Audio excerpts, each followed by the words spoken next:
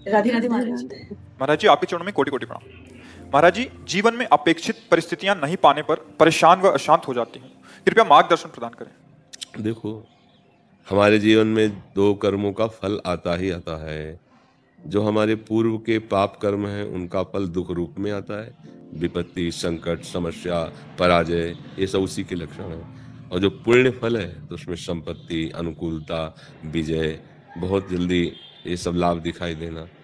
तो ये दोनों जो परिस्थितियां हमारे कर्म से हैं, इसमें किसी का भी सहयोग या आशीर्वाद नहीं है।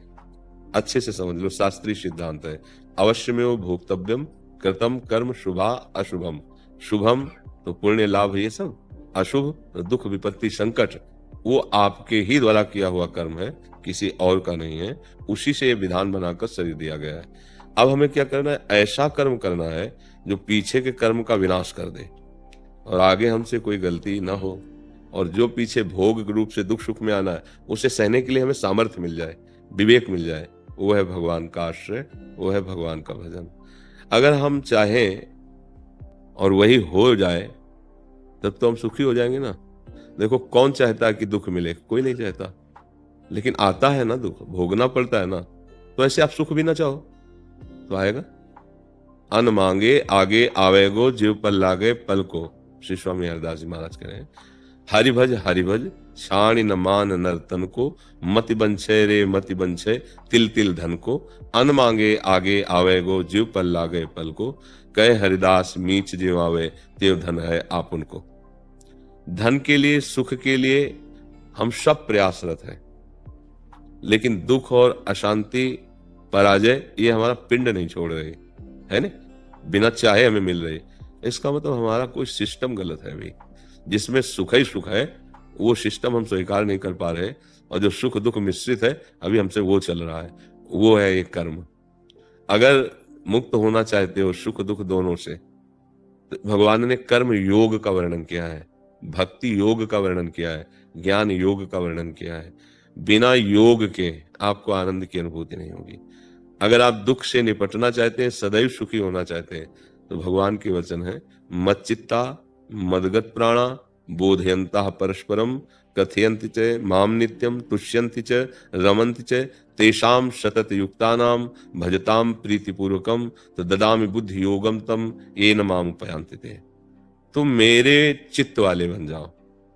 अभी हम जगत के चित्त वाले हैं, तो हमसे गलत काम हो जाते हैं, क्योंकि सामने जगत है ना।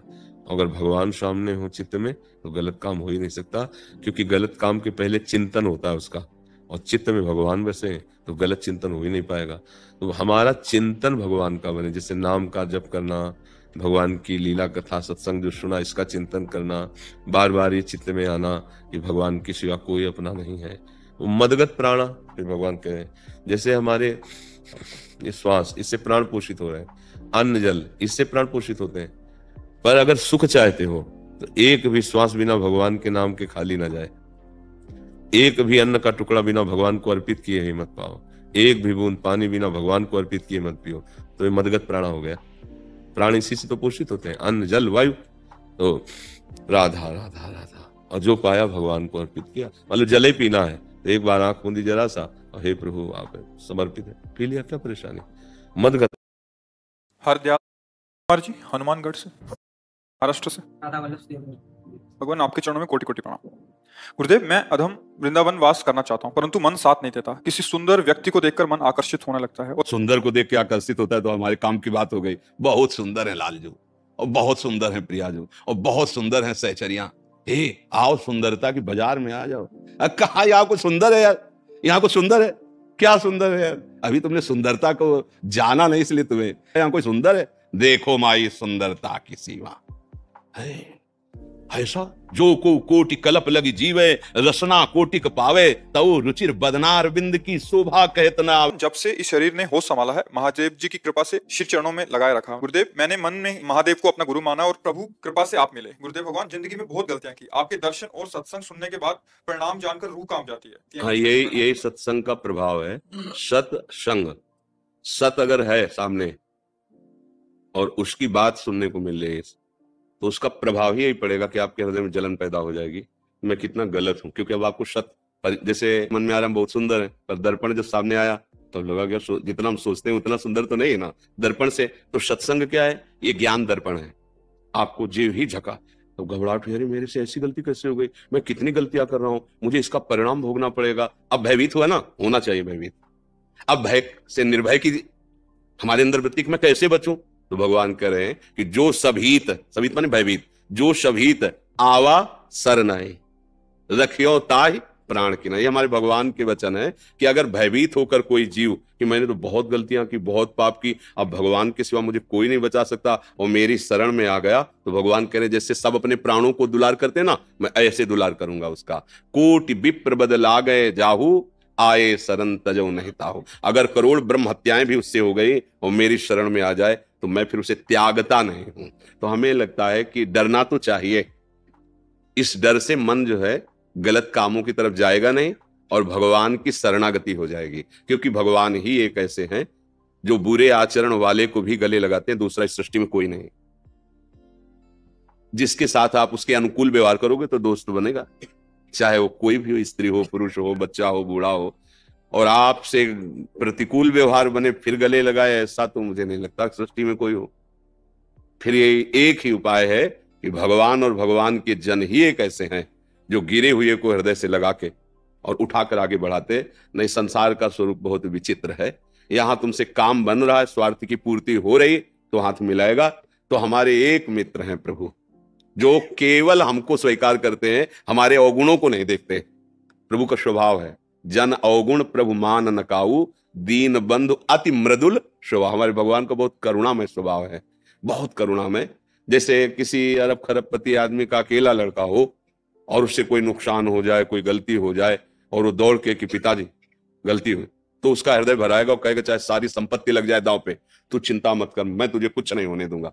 तो आपको विश्वास हो जाता है ना, हमारे प्रभु तो अनंत ब्रह्मांडों के मालिक हैं। अच्छा, पिता क्या है कि कानून के आगे उसको भी झुकना पड़ेगा, लेकिन जिन्होंने कानून निर्माण किया वो हमारे प्रभु हैं। वो जब कह रहे कि माफ, तो फिर किया। हम बहुत बार उदाहरण किया है कि न्यायालय विभाग में वकीलों के द्वारा प्रमाणित हो गया दोष और उसकी सजा हो गई कि सब फांसी की सजा दी जाए।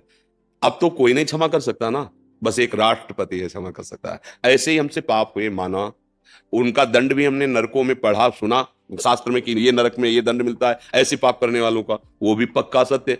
पर एक उपाय है, भगवान गरज करके कहते हैं सर्वधर्मान परित्यज्य मामेकम शरणम व्रज अहम त्वाम सर्व पापेभ्यो मोक्षयिष्यामि मा शुचा।